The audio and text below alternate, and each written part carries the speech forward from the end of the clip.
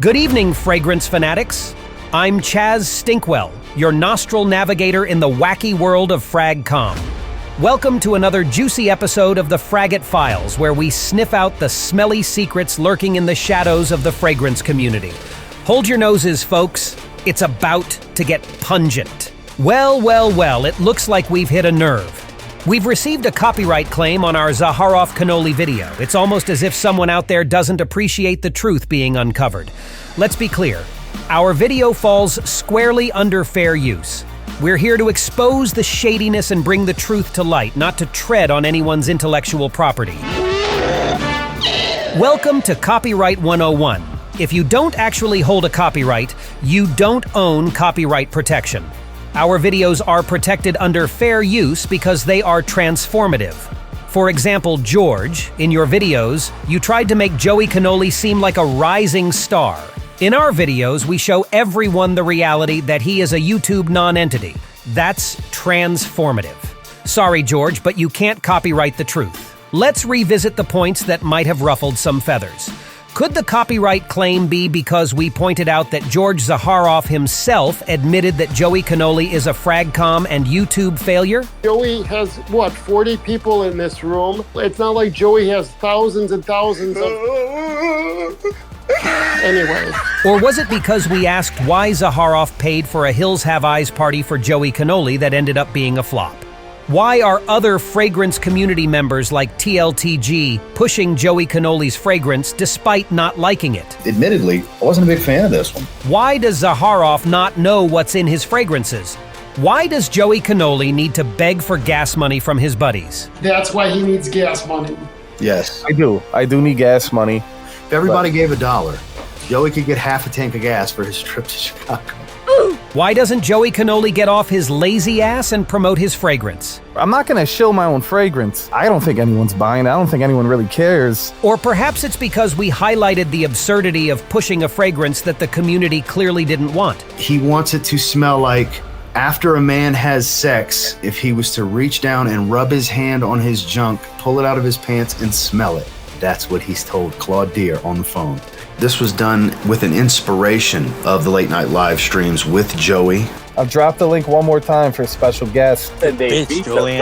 We got your bitch on a dinner date, tied up in the trunk on the interstate. Need to check your prostate, motherfucker, boy. Wink, wink.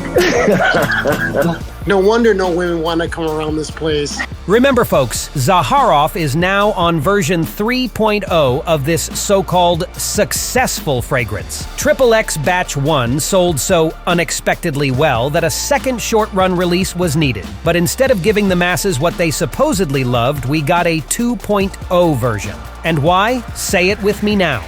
9 gallons of a mod. I found a case of 9 gallons of XXX. Was it a different mod? It was a different mod than the original batch. These bottles were covered in dust. A case that was somehow lost, forgotten about, and had time to accumulate dust for a brand new release. This XXX is batch 2 that's been sitting for a year. Because clearly all fragrance houses stash away full production runs for every mod they're testing, right? So what happened was there were different iterations, and so I found the jugs. It has been sitting there for over a year, and it sat there and I forgot. Do they think we all rode the short bus to school?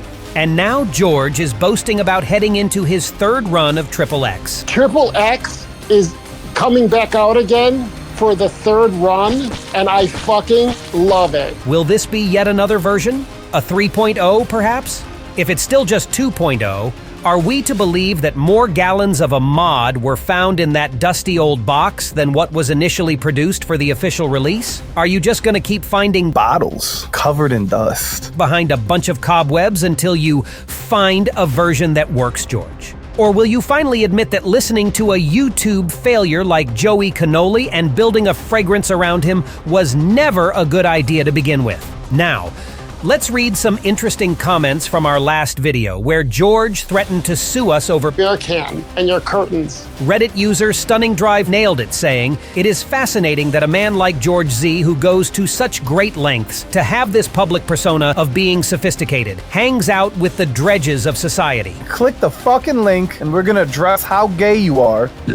What benefit or gain does he have from associating himself with the people in a Joey Cannoli live stream other than some sort of masturbatory ego stroke? It makes one wonder what sort of dirt Joey has on GZ. Does he know about some sort of homosexual entanglement GZ has with TLTG? Is Joey involved in the entanglement? George and I together in a hotel room, anything could happen. New York City comes to Wisconsin at the Fairway Inn. A couple of small town boys living in a lonely world. It just really makes one wonder what the truth is behind the scenes. And if the answer is that George is just really friends with all of them, then George and his public persona are the greatest sham in the fragrance community. Stunning Drive, you've hit the mark. I've been a lot of places, including your mother's pussy. Suck my dick. The Z word adds, the irony of Zaharoff's concept of each of his fragrances being best in class, when he surrounds himself with less than classy company. Strange indeed. You did meth for years, and you're calling doing people it now, meth head, aren't you? bro. Fuck that motherfucker all day long. I ain't gonna fucking dox a motherfucker because I've already been doxed twice. I'll be on this stream, so I got doxed yesterday, by the way.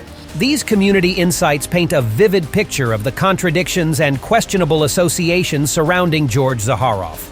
The public persona and the reality seem worlds apart. So George is on the defensive again, mouthing off and showing his true colors, calling out critics as if he's on some moral high ground. Let's break this down. First, he claims he's not condescending. I'm not condescending. It's not who I am. And I don't think I presented myself that way. Yet in the same breath, he dismisses his critics with a "go fuck yourselves." What do I say about it? Go fuck yourselves. Go fuck yourself. That's rich, coming from someone who supposedly offers a first-class experience. I move like a fucking ninja. But let's be real. Ninjas are stealthy and subtle, not loud and brash. His threats and vulgar language only reveal a lack of class and composure, not the sophistication he tries to project. And let's not forget his bizarre pride in bringing back XXX for a third run, as if repeating a mistake will somehow turn it into a success. George, if your fragrance was truly a hit, why the need for constant reinvention and aggressive marketing? The fragrance community isn't buying it. Literally. Lastly, George's invitation for critics to suck it and his boastful rant about giving a gentleman first-class experience while spewing vulgarities only highlights the deep contradiction in his persona. I try to give a gentlemanly first-class experience. And if you have a problem like that, here's my cock, suck it. Reminds me of quotes from other luxury brands like, "Good manners and good cologne is what transforms the man into a gentleman." Tom Ford. "Perfume puts the finishing touch to elegance." Versace. "A woman's perfume tells more about her than her handwriting." Christian Dior. "Here's my cock. Suck it." Zaharov. I guess the difference is they didn't say it on a loser's stream. George, how about you try to copyright some relevance for Joey Cannoli, because it's getting a little pathetic now. And keep abusing the report feature. Something tells me you're just Streisanding yourself and giving us even more views. They wished me failure. They wished me to go away. They wished all these horrible things. Camp Lejeune Water adds a valuable perspective.